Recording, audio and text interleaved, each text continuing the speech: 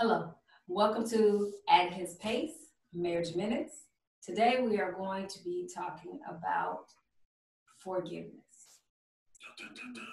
What is forgiveness? Why should you forgive? Who should you forgive? And how do you forgive? So what is forgiveness, Mr. White? I have no idea.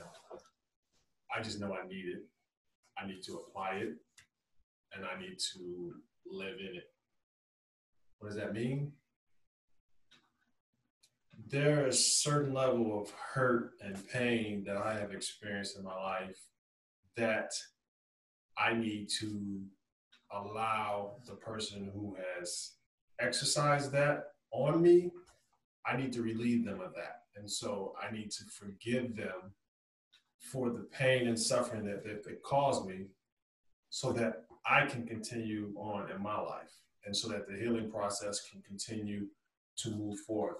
A lot of times when we suffer pain, uh, we want to get back.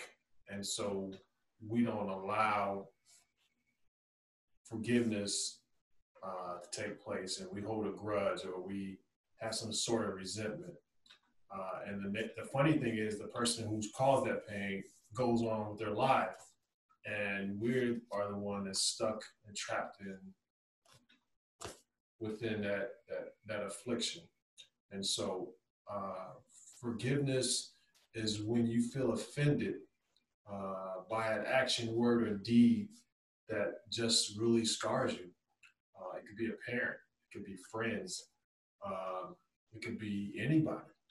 But the spirit of offense is really heavy, and a lot of times it really entraps the person who was offended more so than the person who did the offense. Yeah.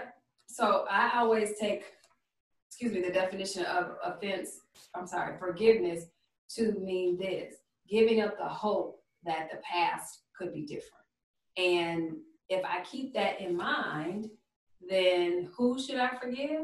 I need to be able to forgive everyone. And simply because I know that I want to walk in forgiveness, and I believe, my belief system says that my Father will not forgive me if I don't forgive others. So I really, as a believer, don't have a choice. I have to forgive because I want that same grace of forgiveness given to me. And I know I need it on a daily basis. So what is forgiveness? We told you that. Who should you forgive?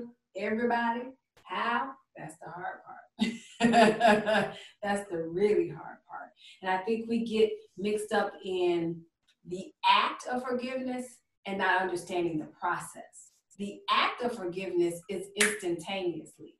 I say to Mark, I realize that what you did to me hurt me and it was wrong.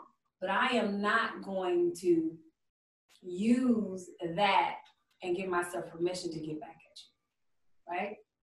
Now, how I walk through that is very different for everybody, for people. It can be very different. But for me, it starts with an understanding that I know that my Father is not going to forgive me.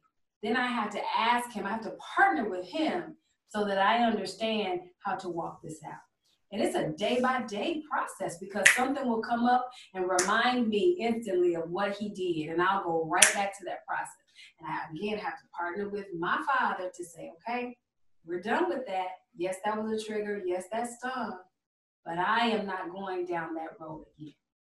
Now, the person who you're in a relationship with, I don't think it works unless they want to do work as well in terms of reconciliation. Maybe we get that mixed up, forgiveness and reconciliation. So what you're saying is, if I hurt you, and then you get triggered, so then all you really want to do is drive around the block back to that same spot where I hurt you, and then live in that moment for a while. Versus forgiveness is like repaving your street to where you, like, where is it at? I don't know where it's at. I can't find it, which is good. But I think the other thing people tend to forget is that you can set up parameters and boundaries for those who cause you pain, and it's your choice. Yeah. Just because Rhonda may have offended me doesn't mean I have to leave myself open and susceptible to her to continue to do that.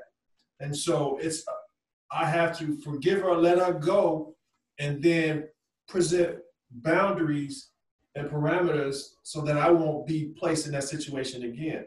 And the crazy thing is when you operate in forgiveness, it's so powerful that the person who did the offense was like, they feel like it almost ministers to them as much as it ministers to you, because they don't understand how you could operate in such power and such grace and mercy that they're affected by it.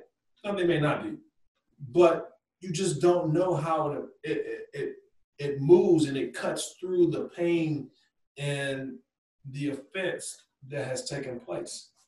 Yeah, and the last thing I'll say about this, I think a lot of times people don't want to forgive because that gives them a platform to continue to stay mad. So I clap back. That's right. If I let go of this, then I'm vulnerable again. And so as long as I stay, right, as long as I stay mad or stay angry or stay in this state of unforgiveness, then I've got some weight on top of you, or I've got some ability to wrestle with you because I can hold that against you. I can put these hands on you for real. But what ends up happening is you're hurting yourself. You are hurting yourself because you're continuing to hold stuff that is not you. That's not you. You're decaying on the inside. Come on now, preacher. Come on. Say something else. You're decaying on the inside. So you do have to be mindful of that. All of that holding that, I'm going to hold it. Just think about holding yourself like this. You might brace yourself for something, holding yourself like that, but you're causing yourself pain and strain. All your muscles and all that kind of stuff is getting weak on the other side. So what starts out as a psychological, emotional hold, it can actually manifest itself physically to where your body starts to break down because of all the turmoil that you keep in internally. So it's just not worth it at the end of the day. Forgive me. I don't even know what you did, but I forgive you.